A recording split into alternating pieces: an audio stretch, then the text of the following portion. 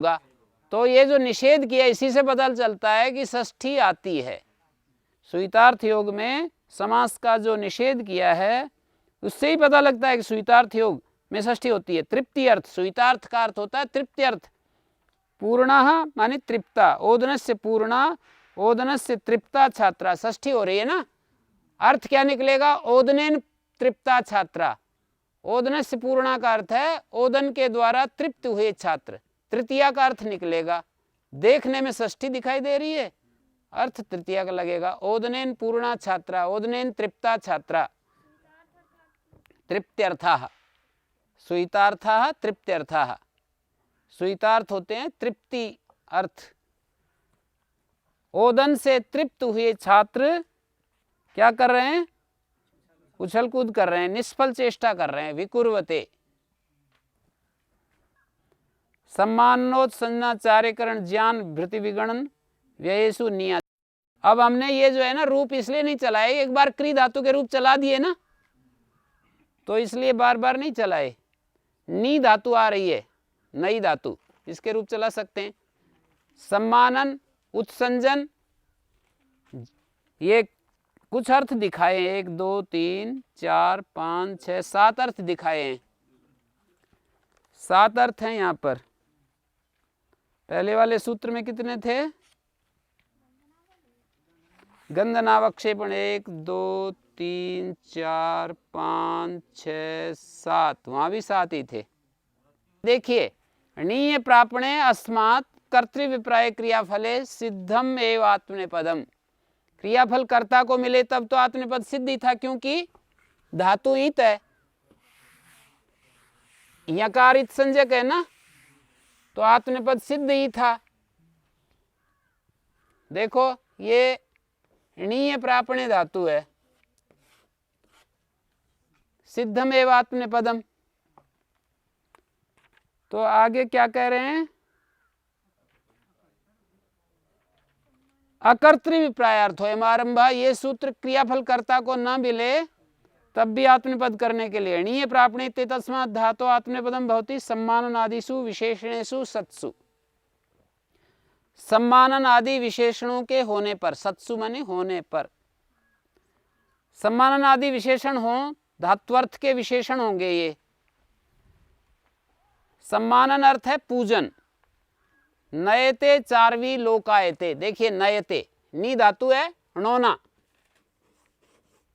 ण को न हो गया, आत्मनेपद हो गया, लट के स्थान में त, टितात्मपद नाम टेरे, कर्तरी सप, सप का ए बचा, शित के पर रहते, शित सार धातु को होता है, पित होने से गित नहीं होता है, तो नी को गुण ने, एचो यवा याव, नयते नयेते नयन्ते, नयसे नयेथे नयध्वे, नये नया वहे नया महे, निन्ने निन्याते निन्निरे, निन्नी से निन्याथे निन्निध्वे, निन्ने निन्नी वहे निन्नी महे।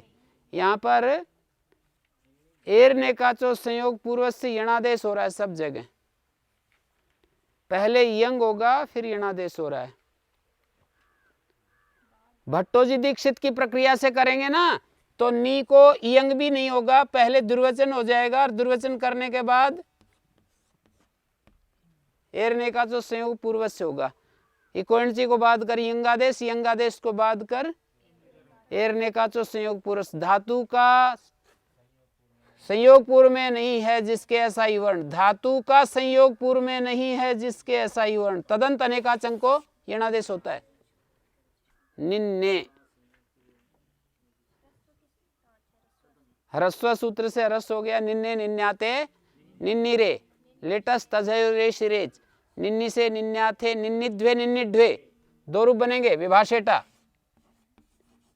देखिए, ये यकार के उत्तर में ई है ना, यकार से पहले नहीं है ये ई, यकार से उत्तर में ई है, तो इसलिए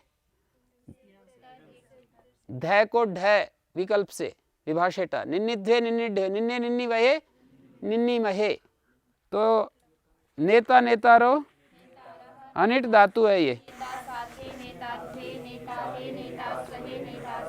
नेष्यते,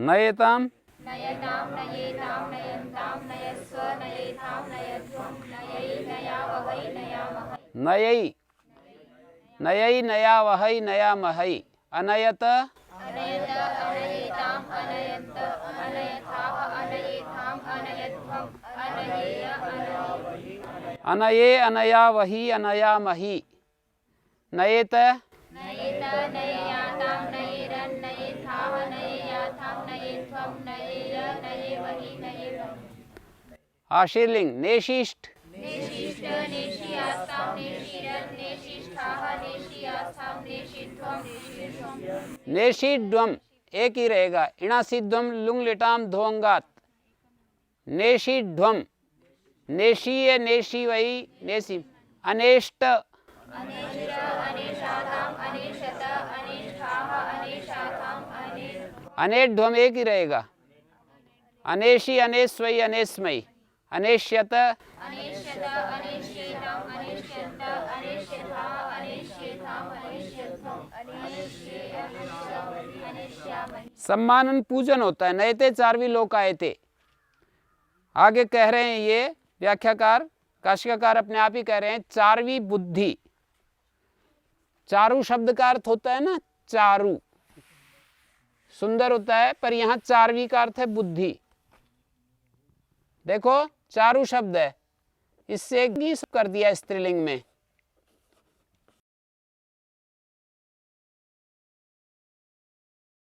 गीस होता है वो तो गुणवचनात्। तो ऊ की इकोणची चारवी,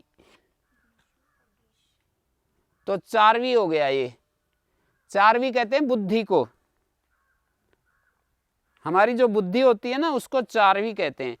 तत्संबंधात आचार्योपि चारवी, और इस उत्तम बुद्धि वाले के योग से मतलब चारवी बुद्धि होती है, अच्छी बुद्धि।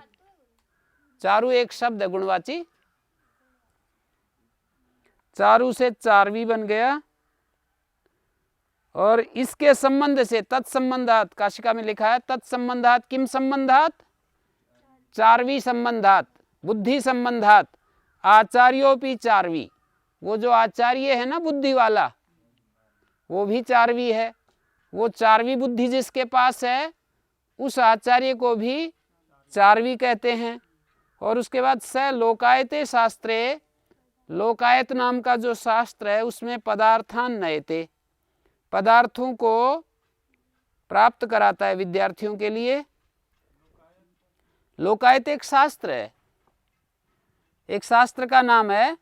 तो चारवी आचार्य नयते का मतलब पदार्थान नयते। आगे देखिए, उपपत्ति भी स्थिरीकृत्य शिष्येभ्यः प्रापयति, उपपत्तियों के द्वारा स्थिर करके शिष्यों को प्राप्त कराता है। कौन? आचार्य। उपपत्ति का मतलब होता है हेतु आदि के द्वारा, हेतु आदि के द्वारा स्थिर करके। उपपत्तियां हेतु कारण, सिद्धि बोलते हैं।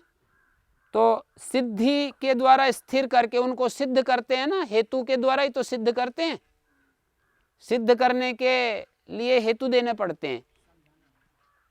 नहीं, हेतु बिना हेतु के समझ में नहीं आएगा ना, हेतु से समझ में आती है चीज।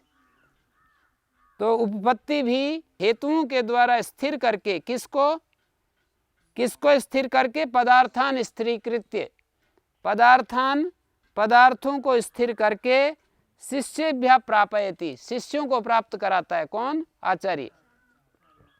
जैसे मैं यूं इस वाक्य को अपने वाले इस परिप्रेक्ष्य में बोलें तो कहेंगे नयते आचार्य व्याकरणे, नयते आचार्य वेदे, ऐसे बोलेंगे। जो उदाहरण दिया है इसको आप ऐसे भी बोल सकते हो, नयते आचार्य व्याकरणे या नयते आचार्य वेदे। आचार्य जो है वो वेद में शिष्यों को जो पदार्थ हैं, वेद में जो पदार्थ हैं उनको शिष्यों को प्राप्त कराता है। ते युक्ति भी स्थाप्यमाना, ते मानी वे शिष्या, सन्निहित पूर्व का संकेतक होता है ये ते। तद तो ते माने वे शिष्यगण युक्ति भी स्थाप्यमाना, युक्तियों के द्वारा स्थापित होते हुए, कर्मवाच्य का प्रयोग है स्थाप्यमाना। ते शिष्याः युक्ति भी स्थाप्यमाना, वे शिष्य युक्तियों के द्वारा स्थापित किए जाते हुए सम्मानितः पूजिता भवन्ति, सम्मानित होते हैं, पूजित होते हैं। इस तरह से यह सम्मानन अर्थ गम्यमान है। युक्ति होता है ना, वही युक्ति मानी तर्क हेतु, है प्रयत्न नहीं, युक्ति तो यही होता है ना, हेतु आदि। ते युक्ति भी स्थाप्यमाना, वे युक्तियों के द्वारा स्थापित किए जाते हुए सम्मानित पूजित होते हैं। यहाँ पर कर्मवाच्य में ये प्रथमा विभक्ति हो रही है। तो ये गुरुजी ते यहाँ पर आचार्य को नहीं कह रहा है? हाँ, ते शिष्या को कह रहा है ना। फिर शिष्य सम्मानित और पूजित होते हैं। हाँ, शिष्य सम्मानित और पूजित होते हैं। शिष्य के द्वारा सम्मानित नहीं, शिष्य पूजित हो रहे हैं ना यहाँ पर। तो नयते चारवी लोकायते, नयते चारवी लोकायते का अर्थ है कि चारवी लोकायत शास्त्र में पदार्थों को शिष्यों के लिए प्राप्त कराता है, और फिर शिष्य जब विद्वान हो जाते हैं तो उनके वो सम्मानित होते हैं, पूजित होते हैं। नयते व्याकरणे आचार्य, आपको उदाहरण दिया, फिर आप समझिए। आचार्यः आचार्यो व्याकरणे नयते, इसका क्या अर्थ है? आचार्य व्याकरण में शिष्यों को पूजित कर रहा है, मतलब उनको योग्य बना रहा है और वे पूजित हो रहे हैं। आचार्य व्याकरण विषय में जो व्याकरण के विषय हैं उनको शिष्यों के लिए प्राप्त कराता है, और वे स्थिर होते हुए व्याकरण में जब पूरे पारंगत हो गए तो पूजित होते हैं। प्राप्त कराता है। हाँ, नीय प्रापणे धातु है ना, प्राप्त कराता ही तो लगेगा।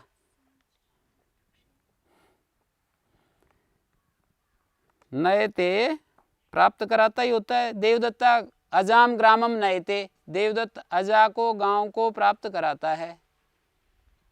गांव में ले जाता है का मतलब गांव को प्राप्त कराता है, अजा को। सम्मानन आदि जो है ना, यहाँ पर विषय बन रहा है सम्मानन, इसलिए बोला है सम्मानन आदिषु विशेषणेषु सत्सु। सम्मानन आदि ये जो 7 हैं, ये विशेषण होने पर सम्मानन आदिषु विशेषणेषु सत्सु। स्थाप्यमाना शब्द कैसे बनेगा? स्था धातु से णिच किया, और णिच के पर रहते अर्ति रीवली, पुक आगम हो गया, स्थापी धातु हो गई, स्थापी धातु से लट के स्थान में शानच आ गया, शानच का आन बचा, और इसमें यक आ गया, और इधर णेर नीटी से नी का लोप, आने मुख, आन के पर रहते अदंत अंग को मुख आगम। इस तरह से स्थाप्य म, मुख का मैं बचा और आन मिला दो, स्थाप्यमान। ते शिष्या युक्ति भी स्थाप्यमाना सम्मानिता पूजिता भवन्ति। सम्मानिता ये भी निजंत का रूप है, सम्मानयति सम्मानिताः। क्ता प्रत्यय है निजंत से, सम, मान, णिच और क्तय और इट। कैसे बनेगा सम्मानित? जानते हैं? निष्ठायाम सेठी सूत्र लगेगा यहाँ, है? तो यहाँ पर जो है उत्संजन अर्थ, उत्क्षेपण, उत्क्षेपण, मानवकम उपनयते उत्क्षिपति। छोटे बच्चे को कोई उसका पिता ऊपर को उछाल रहा है, यहाँ उत्संजन अर्थ है। मानव को, छोटे बच्चे को ना कई बार उछालते हैं, तो उसको जो माणवकम उदाहरण। आगे देखिए, आचार्यकरण क्या होता है? आचार्य की क्रिया ही आचार्यकरण है। आचार्य की जो क्रिया है, क्या होती है आचार्य की क्रिया? माणवकम ईदृशेन विधिना आत्म समीपम प्रापयति। माणवक को ऐसी विधि से अपने समीप प्राप्त कराता है, यथा स उपनेता स्वयं आचार्य संपद्यते। जो उपनेता है वो स्वयं आचार्य हो जाता है।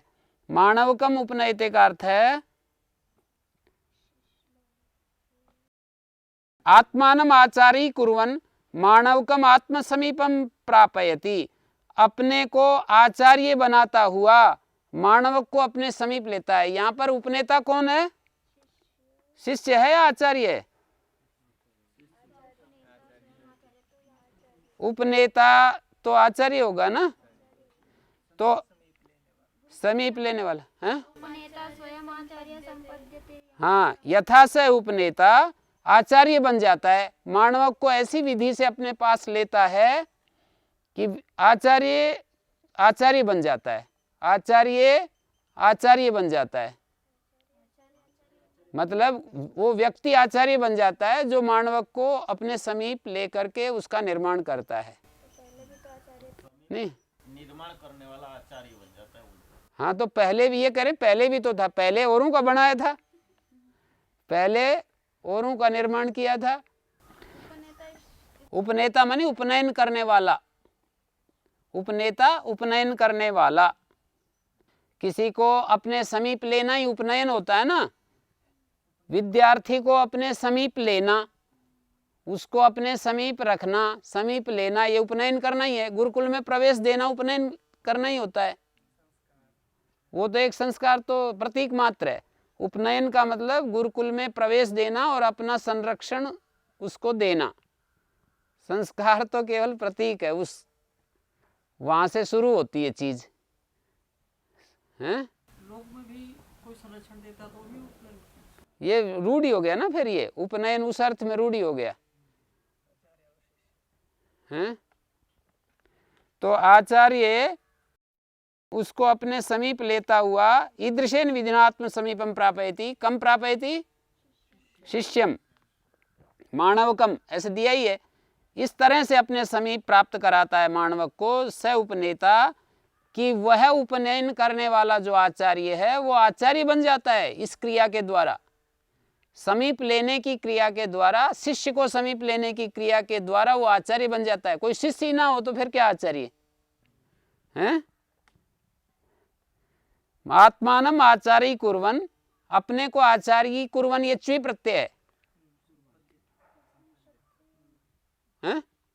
कुर्वन् तो क्षत्रिय, आचार्य आचार्य आचार्य, यहां पर च्वी प्रत्यय। जो पहले आचार्य नहीं था वो आचार्य बनता हुआ माणवकम आत्म समीपम प्रापयति, माणवक को अपने समीप प्राप्त कराता है। समीप लेना, उपमानी समीप लेने वाला।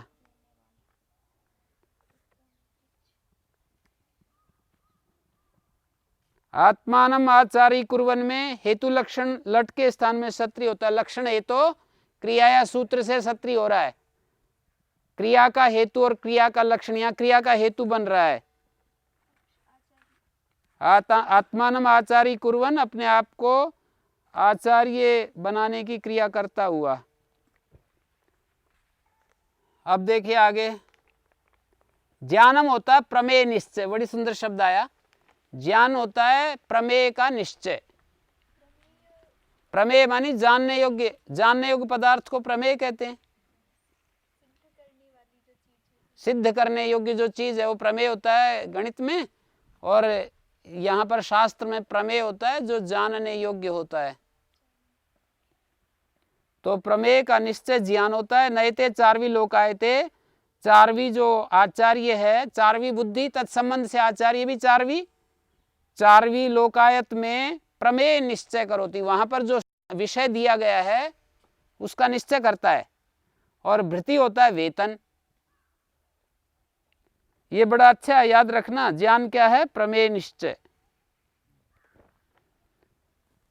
प्रमेय का निश्चय है तब तो ज्ञान है, पर वो प्रमेय का निश्चय जो है वो अलग अलग है लोगों का।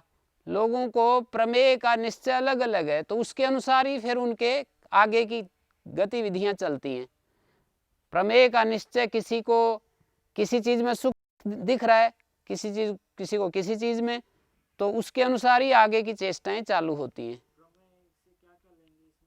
वैसे तो शास्त्र की दृष्टि जैसे वहाँ पर 12 प्रमेय गिनाए, आत्मा, शरीर, इंद्रिय, अर्थ, बुद्धि, मन, प्रेत्य भाव, प्रवृत्ति, दोष, फल, दुख, अपवर्ग, न्याय शास्त्र में 12 प्रमेय गिनाए हैं मोक्ष शास्त्र को जानने के लिए। पर गणित पढ़ेगा तो प्रमेय अलग हैं, फिजिक्स पढ़ेगा तो अलग है, केमिस्ट्री अलग है। केमिस्ट्री पढ़ेगा तो 107 प्रमेय हैं उनके, फिजिक्स पढ़ेगा तो वो जो 5 उस शास्त्र के प्रमेय हैं, जैसे मुख्य रूप से फिजिक्स पढ़ेगा तो साउंड, इलेक्ट्रिसिटी और गैसेज, हीट और मैग्नेट हैं। इलेक्ट्रिसिटी लाइट होगी ना, साउंड, इलेक्ट्रिसिटी, हीट, मैग्नेट और क्या है,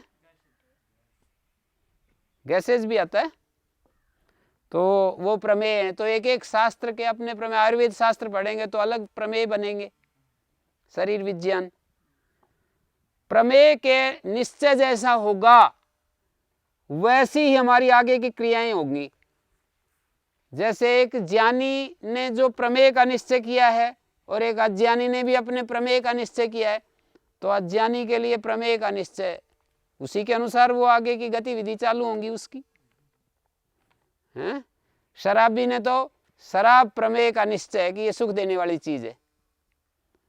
शराबी के लिए प्रमेय का निश्चय क्या है, शराब सुख देने वाली चीज है, इसलिए अपना पीता रहता है।